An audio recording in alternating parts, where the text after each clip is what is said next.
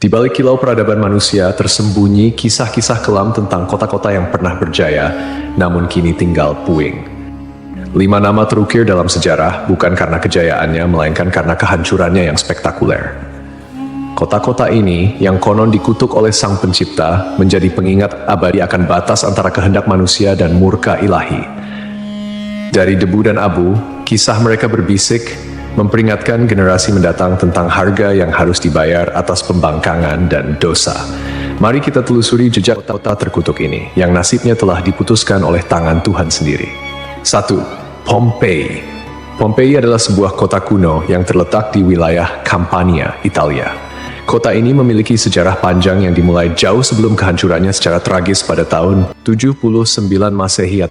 Pompei telah berdiri sejak abad ke-7 sebelum Masehi oleh suku Ossi. Awalnya, Pompei merupakan sebuah pemukiman kecil yang kemudian berkembang menjadi kota pelabuhan penting di wilayah Napoli. Pompei pun berkembang menjadi kota yang besar pada masanya.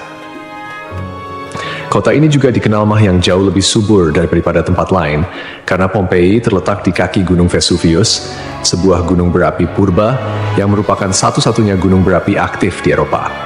Para petani di kota ini banyak yang menanam anggur dan zaitun. Kesuburan tanah ini merupakan salah satu faktor utama yang mendorong pertumbuhan dan kemakmuran Pompei selama berabad-abad. Meskipun Gunung Vesuvius telah lama menjadi bagian dari lanskap kota Pompei, penduduk kota tampaknya tidak menyadari bahaya yang kelak akan ditimbulkannya. Gunung Vesuvius diketahui telah tidak aktif selama berabad-abad, dan pengetahuan vulkanologi pada masa itu masih sangat terbatas. Kota Pompei merupakan bagian dari wilayah kekuasaan Romawi kuno.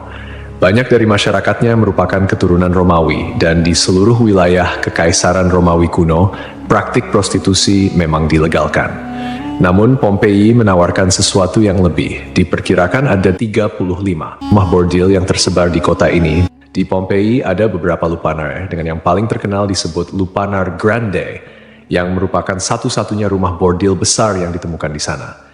Kata lupanare sendiri berasal dari kata Latin lupa, yang berarti serigala betina, istilah yang juga digunakan untuk para pelacur pada zaman itu.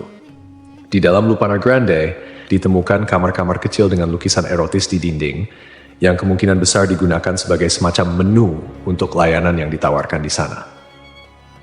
Rumah bordil ini memiliki 2 lantai. Lantai pertama diperuntukkan bagi kelas bawah, sedangkan lantai kedua digunakan oleh pelanggan kelas atas. Jumlah yang tergolong banyak mengingat Pompei hanya seluas 12 km² dengan populasi sekitar 11.000 orang. Untuk menuju rumah bordil, jalanan di Pompei diberi petunjuk arah berupa pahatan falus alat kelamin laki-laki, sebuah tanda untuk membantu orang asing yang mungkin mabuk berat atau tidak bisa berbicara bahasa lokal. Praktik prostitusi biasanya dilakukan oleh para budak yang memasang tarif sangat murah. Bahkan tarif di Pompei jauh lebih murah daripada di wilayah Kekaisaran Romawi lainnya. Dengan membayar setara harga seperempat gelas anggur, setiap laki-laki yang datang ke Pompei sudah bisa memesan pelacur. Pada salah satu dinding aula, ditemukan tulisan yang artinya, "Jika Anda mencari pelukan manis di kota ini, semua gadis di sini tersedia." Hubungan seksual yang diwajarkan tidak hanya terjadi antara laki-laki dan perempuan saja. Penemuan grafiti menunjukkan bahwa homoseksual dan pemerkosaan anak juga menjadi hal yang biasa di Pompei. Temuan inilah yang membuat Pompei dijuluki sebagai kota maksiat, terlepas dari arsitekturnya yang megah dan keberagaman karya seninya. Akhirnya, setelah kegiatan maksiat di kota ini semakin parah dan menjadi pemandangan yang lumrah, pada tanggal 24 Agustus 79 Masehi, sekitar tengah hari, terjadilah letusan mahadahsyat dari Gunung Vesuvius. Gunung ini mengeluarkan kolom erupsi yang luas dan tinggi hingga mencapai ketinggian 33 km. Abu vulkanik dan batu apung mulai berjatuhan di Pompei dan di daerah sekitarnya. Tebalnya erupsi menyebabkan kegelapan di siang hari dan membuat orang-orang kesulitan untuk bernapas, sehingga penduduk Pompei banyak yang tidak sanggup melarikan diri. Kemudian pada malam hari, letusan mencapai puncaknya. Serangkaian awan panas yang mematikan mulai menyapu kota dengan kecepatan tinggi dan membunuh siapapun di kota tersebut. Meskipun sulit untuk memastikan jumlah korban jiwa yang tepat, diperkirakan ada sekitar 2.000 orang yang tewas di kota Pompei, meskipun banyak juga yang berhasil melarikan diri pada tahap awal erupsi. Namun, mereka yang tertinggal atau terlambat melarikan diri menghadapi nasib yang sangat mengerikan. Kota maksiat ini hancur lebur bersama 500 tahun. Setelah sekian lama, Pompei ditemukan kembali pada abad ke-14 dan penggalian yang dilakukan mengungkapkan banyak artefak serta mumi-mumi yang terkubur di bawah abu vulkanik. Pompei kini menjadi simbol peringatan akan bahaya dari keangkuhan dan dosa manusia.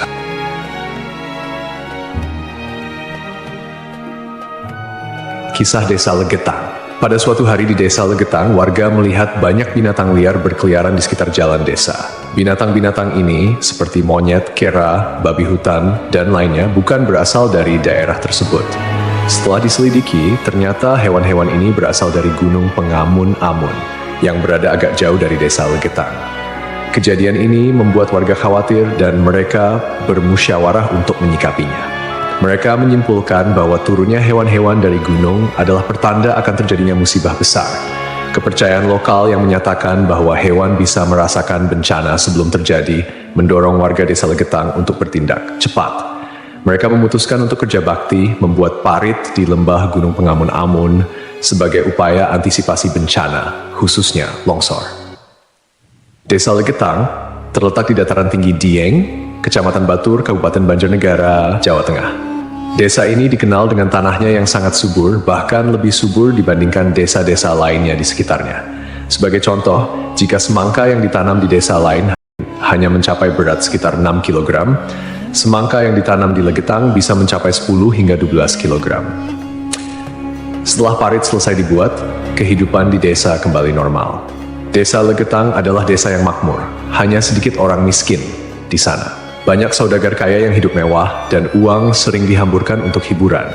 Setiap malam, mereka sering berjudi dan mengadakan berbagai hiburan yang tidak pantas, seperti kesenian lengger yang kadang berujung pada tindakan asusila. Kesenian ini yang hanya dilakukan di desa tersebut menjadi simbol betapa jauhnya masyarakat desa ini dari nilai-nilai agama dan moral. Setiap malam, penduduk Desa Legetang terlibat dalam berbagai bentuk kemaksiatan, termasuk perjudian, mabuk-mabukan, dan seks bebas. Mereka yang tidak terlibat dalam perilaku ini tampaknya membiarkannya, seolah-olah itu adalah hal yang wajar. Beberapa sumber melaporkan bahwa tingkat kemaksiatan di desa ini sangat tinggi, dengan beberapa laporan ekstrem seperti hubungan seksual antara anak dan ibu kandung. Desa Legetang mengalami hujan yang sangat lebat. Cuaca ekstrem ini disertai dengan petir yang menyambar-nyambar dan suara guntur yang menggelegar di langit yang gelap. Tiba-tiba, terdengar suara ledakan yang sangat keras yang dapat didengar hingga ke desa-desa di sekitarnya. Bukan paginya, setelah badai reda, penduduk desa-desa tetangga terkejut mendapati bahwa Desa Legetang telah tertimbun tanah dari puncak Gunung Pengamun-Amun. Tragedi ini menelan korban jiwa 351 orang, termasuk bayi dan balita. Hanya satu orang yang berhasil selamat, yaitu seorang pemuda bernama Suhuri yang sedang berada di luar desa saat kejadian. Secara logika, sulit untuk memahami bagaimana Desa Legetang bisa tertimpa longsoran dari puncak gunung yang jauh dan terpisah oleh lembah serta perkebunan. Penduduk desa telah membuat parit sebagai antisipasi terhadap longsor, tetapi bencana ini tampaknya melibatkan fenomena yang tidak bisa dijelaskan dengan mudah. Ada yang berpendapat bahwa kejadian ini adalah azab dari Allah, karena tidak dapat dipahami secara rasional. Ashabul Ras. Ashabul Ras adalah sebuah kaum yang hidup pada zaman dahulu. Kisah mereka disebutkan dalam Al-Quran sebagai salah satu kaum yang mendapat azab dari Allah Subhanahu wa Ta'ala. Nama Ashabul Ras secara harfiah berarti penghuni sumur atau pemilik sumur. Mereka tinggal di sebuah wilayah yang kini diperkirakan berada di antara Yamamah dan Hadramaut di Jazirah Arab. Kehidupan Ashabul Ras sangat bergantung pada sebuah sumur besar yang menjadi sumber air utama. Tidak hanya menjadi pusat kehidupan, tetapi juga menjadi simbol kemakmuran dan identitas kaum tersebut. Mereka membangun peradaban yang cukup maju di sekitar sumur ini dengan pertanian dan peternakan sebagai mata pencaharian utama. Namun, meskipun telah diberi nikmat berupa sumber air yang melimpah, Ashabul Ras justru menyalahgunakan anugerah tersebut. Mereka mengembangkan sistem kepercayaan yang menyimpang dan menyembah pohon cemara besar yang tumbuh di dekat sumur mereka.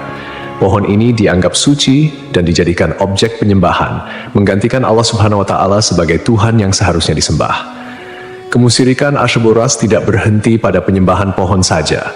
Mereka juga mengembangkan praktik-praktik yang bertentangan dengan ajaran Tauhid, seperti membuat patung-patung yang merepresentasikan dewa-dewa mereka, kemudian melakukan ritual dan persembahan kepada pohon cemara, serta menolak ajaran-ajaran monoteisme yang dibawa oleh para nabi dan rasul. Allah Subhanahu wa Ta'ala dalam rahmatnya yang tak terbatas tidak langsung menghukum Asyabul Ras. Sebaliknya, Allah Subhanahu wa Ta'ala mengutus seorang nabi kepada mereka untuk membimbing dan mengingatkan mereka akan jalan yang benar. Nabi yang diutus ini, menurut beberapa riwayat, adalah Nabi Syuaib, meskipun ada juga yang berpendapat bahwa ia adalah nabi yang lain yang namanya tidak disebutkan dalam Al-Quran. Nabi yang diutus kepada Asyabul Ras berusaha dengan gigih untuk mengajak kaumnya kembali ke jalan yang lurus.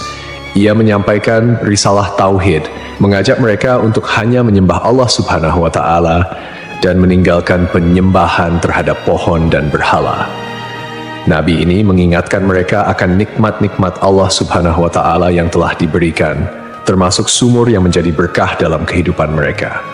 Namun, meski telah diingatkan, mereka tetap keras kepala dalam kekufuran dan kemusyrikan, bahkan mulai mengancam dan memusuhi Nabi yang diutus kepada mereka.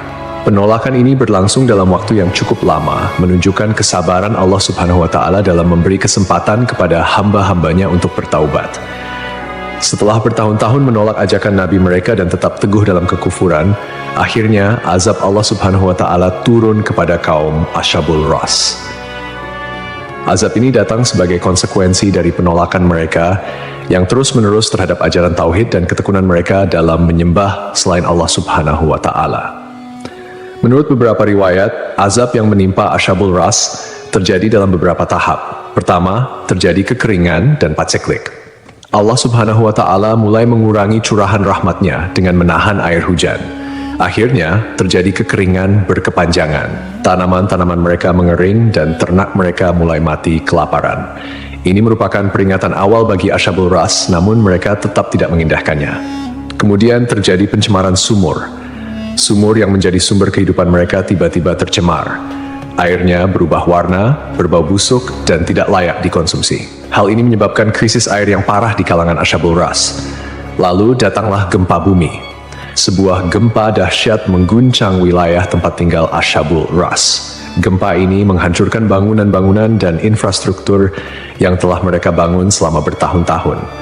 Akhirnya, mereka pun binasa, meninggalkan kisah yang menjadi peringatan bagi generasi-generasi setelahnya tentang konsekuensi dari menolak petunjuk ilahi dan hidup dalam kemusyrikan.